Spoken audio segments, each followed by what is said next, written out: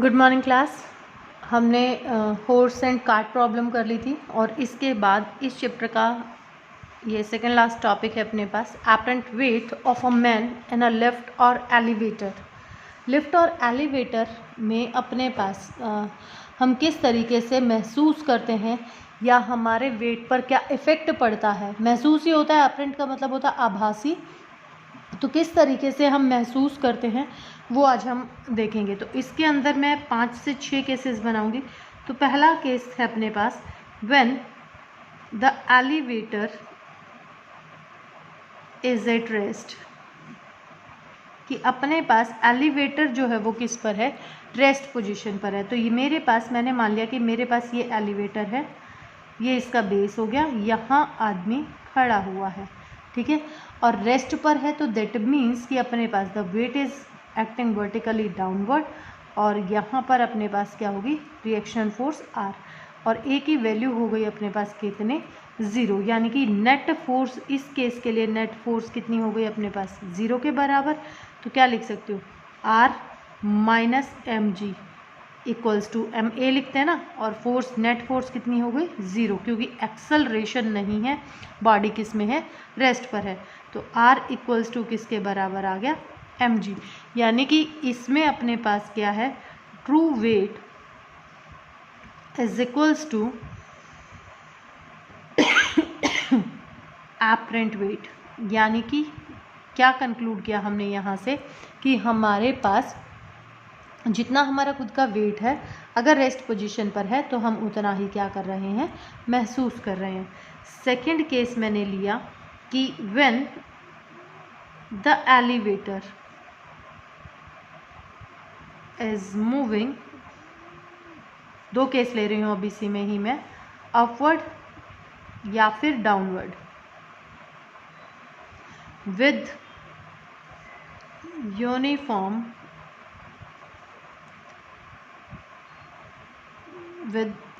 Uniformly,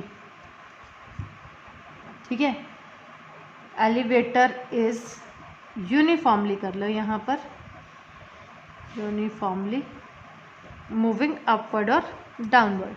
तो ये दो कंडीशन ले ली मैंने इसी में ही, सेम में ही। अब यहाँ पर देखो मैंने क्या कहा कि मेरे पास जो एलिवेटर है वो यूनिफॉर्म मोशन में चल रहा है। अगर यूनिफॉर्म मोशन है तो यानी कि वेलोसिटी, यानी कि यहाँ पर क्या है, कांस्टेंट। दूसरा ये भी लिख सकते हैं, when an elevator is moving upward and downward with constant velocity. अगर वेलोसिटी कांस्टेंट है तो इस केस में भी एक्सेलरेशन क्या होगा, 0, because there is no change in the velocity, ठीक है। तो कोई चेंज नहीं आया तो अपने पास एक्सेलरेशन किसके बराबर हो गया, 0 के बराबर हो गया। तो इस केस में भी अपने पास आर जो है वो किसके बराबर हो जाएगा, एम जी के, क्योंकि ए अगर 0 है तो नेट फोर्स इस केस में भी हमारे पास किसके बराबर होगी, 0 के बराबर होगी। तो यहाँ पर कोई भी चेंज अपने पास आ ही नहीं रहा है।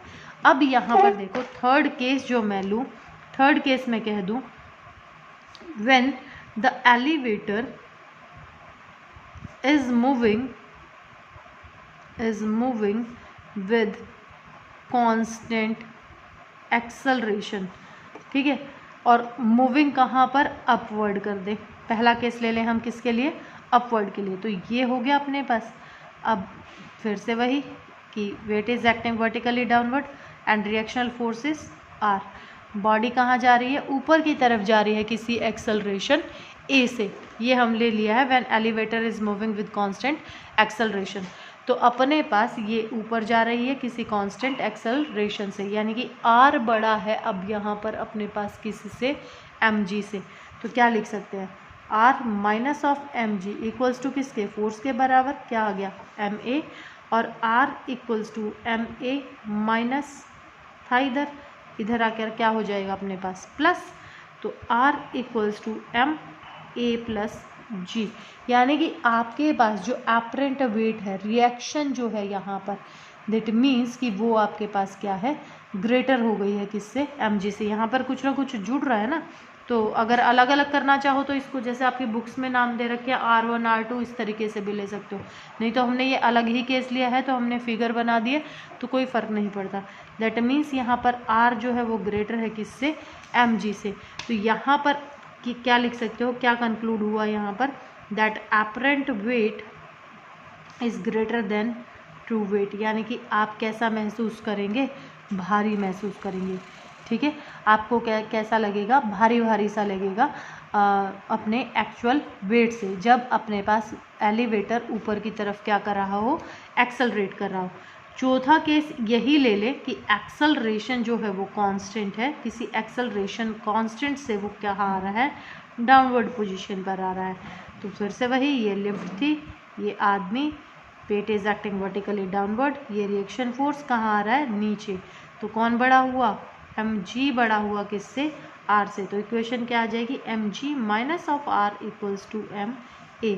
इसको इधर ले जाओ, mg minus ma equals to r और m equals to g minus a। तो इस केस में हमारे पास r जो है वो लेस है किससे, mg से।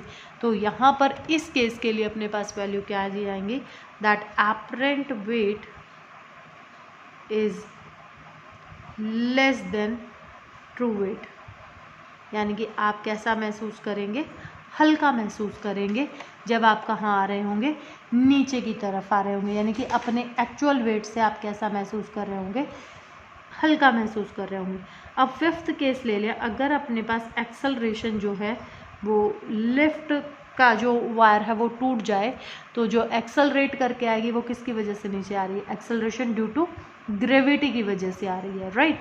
तो एक्सेलरेशन ड्यू टू ग्रेविटी की वजह से आ रही है, तो यानी कि यही फिर से ये रिएक्शन फोर्स थी ऊपर, mg नीचे, और एक्सेलरेशन a बराबर हो गई है किसके, g के। इसी में ही डाउनवर्ड वाली कंडीशन में पुट कर दूँ तो mg minus of g equals to क्या आ जाएगा, r, और r इक्वल्स टू क्या हो जाएगा, 0। दैट मीन्स इस केस में एपरेंट वेट इक्वल्स टू किसके बराबर हो गया, 0 के बराबर। तो आपकी जो कंडीशन होगी वो कैसी कंडीशन हो जाएगी, वेटलेस की हो जाएगी। वेटलेसनेस महसूस होगा आपको इस कंडीशन के लिए, जब आप किसी एक्सेलरेशन ड्यू टू ग्रेविटी से क्या कर रहे होंगे, नीचे आ रहे होंगे।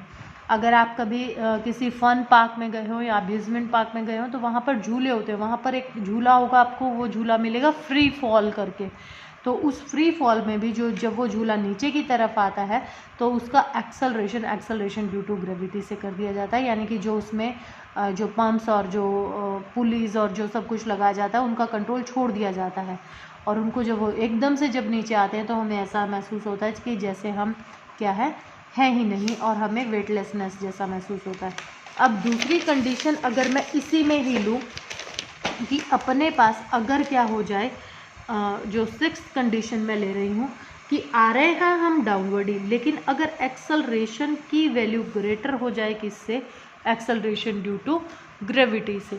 ठीक है, तो अपने पास यही लिफ्ट थी, ये आदमी, वेट रिएक्शन फोर्स ऊपर, ये नीचे, यहाँ आ रहे हैं, और अब की बार एक्सेलरेशन जी से क्या है, बड़ा है।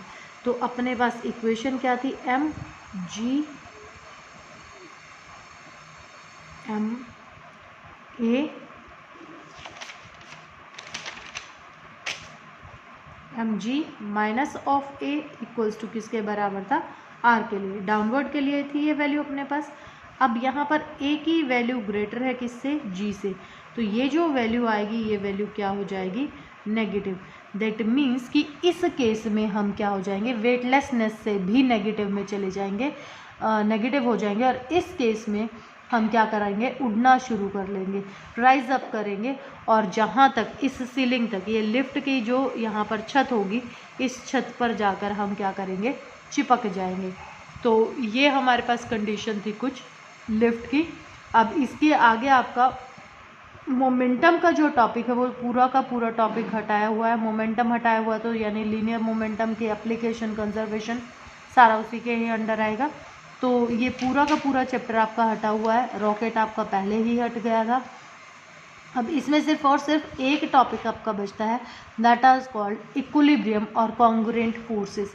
इक्विलिब्रियम का मतलब क्या होता है, यानी कि जब हमारे पास कोई फोर्स लगती है which are acting at the same point, एक ही पॉइंट पर अगर कोई फोर्स लग रही हो तो वो फोर्सेस हमारे पास क्या होती हैं, कॉन्ग्रुएंट फोर्सेस होती हैं, या हम उसको कहते हैं कि वो किस में आ गई हैं, इक्विलिब्रियम में आ गई हैं। जैसे अब मैं यहाँ पर कहूँ कि मेरे पास यहाँ पर कोई दो फोर्सेस ये लग रही थी, ये तीन फोर्सेस कोई लग रही थी अपने पास, ठीक है।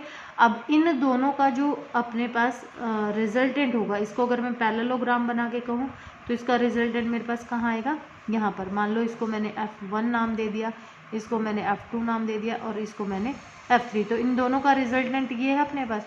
तो ये जो वैल्यू होगी, ये F3 इसको क्या कर रहा हो, बैलेंस कर रहा हो, तो इनके ऊपर नेट फोर्स की वैल्यू क्या हो जाएगी, 0 के बराबर हो जाएगी। जैसे मानो मैं कह दूँ इसको O नाम दे देते हैं, B इसको नाम दे दिया C और इसको नाम दे दिया C डैश। तो यहाँ से अगर मैं लिखूँ तो मेरे पास क्या वैल्यू आ जाएगी, AO plus OB equals to OC dash, ठीक है। अब मैं क्या करूँ, यहाँ पर दोनों साइड OC जोड़ दूँ, तो OC अगर मैं दोनों साइड जोड़ दूँ तो क्या बन जाएगा, OA plus OB plus OC equals to OC dash plus OC, ठीक है। अब ये दोनों अपने पास क्या है, अपोजिट डायरेक्शन में क्या कर रही हैं, एक्ट कर रही हैं, ठीक है। अब इसका तो जो रिजल्टेंट था वो रिजल्टेंट कहाँ था, ये था, तो इसको मैं कहाँ ले आऊँ, इधर। तो OA plus OB plus OC dash equals to OC और इसको इधर ले आए minus of OC equals to किसके बराबर आ गया, 0 के बराबर आ गया। दैट मीन्स कि अपने पास F1 plus F2 plus F3 equals to किसके बराबर आ गया, 0 के बराबर आ गया। तो ये वैल्यू आ जाएंगे अपने पास, क्योंकि अगर ये इक्वल है और ये अपोजिट में एक्ट कर रही हैं, ये अगर इक्वल है और ये अपोजिट में क्या कर रही हैं, एक्ट कर रही हैं, तो ये इसके माइनस में होगा और ये वैल्यू क्या आ गई, 0। तो ये F1 F2 और F3 जो हैं, these are called the congruent forces. ये इक्विलिब्रियम में बात कर रहे हैं हम यहाँ पर, यानी कि इस कंडीशन में अपने पास जो फोर्सेस हैं they are balancing each other, और उनको बैलेंस करके वो क्या कर रही हैं, इक्वेट कर रही हैं, ठीक है। तो आगे जब हम इसको क्या करेंगे, बात करेंगे, जैसे होस एंड कार्ट प्रॉब्लम में भी मैंने कहा था कि जैसे यहाँ पर कार्ट थी तो इसका वेट यहाँ पर एक्ट कर रहा था W, और यहाँ मैंने कहा था रिएक्शन फोर्स है, तो ये पलटेगा नहीं, दैट मीन्स ये इसको क्या कर रहा है, बैलेंस कर रहा है। सिमिलरली यहाँ घोड़े के लिए कहा था मैंने, यहाँ पर इसने फोर्स लगाई थी, इधर रिएक्शन फोर्स हुई थी, तो हमने क्या किया था, कंपोनेंट ब्रेक किए थे इसके, थीटा यहाँ था R cos ऑफ थीटा, इधर आ गया था R sin ऑफ थीटा। तो मैंने क्या कहा था कि घोड़े के वेट को ये कंपोनेंट क्या कर रहा है, बैलेंस कर रहा है, इक्विलिब्रिएट कर रहा है। तो वही चीज़ है, ये जो फोर्सेज होती हैं जो एक दूसरे को बैलेंस करती हैं या अपने पास क्या करती हैं, इक्विलिब्रियम कंडीशन में लेकर के आती हैं, तो those forces are called congruent forces. Same time पर लग रही होती हैं किसी एक सेम पॉइंट पर, तो उन फोर्सेस को हम नाम देते हैं कॉन्ग्रुएंट फोर्सेस। तो ये थर्ड A चैप्टर जो है वो आपका ख़त्म हो गया है। इसके बाद थर्ड B चैप्टर है जिसमें फ्रिक्शन है, बैंगिंग ऑफ रोड है, तो ये अब हम कल से स्टार्ट करेंगे।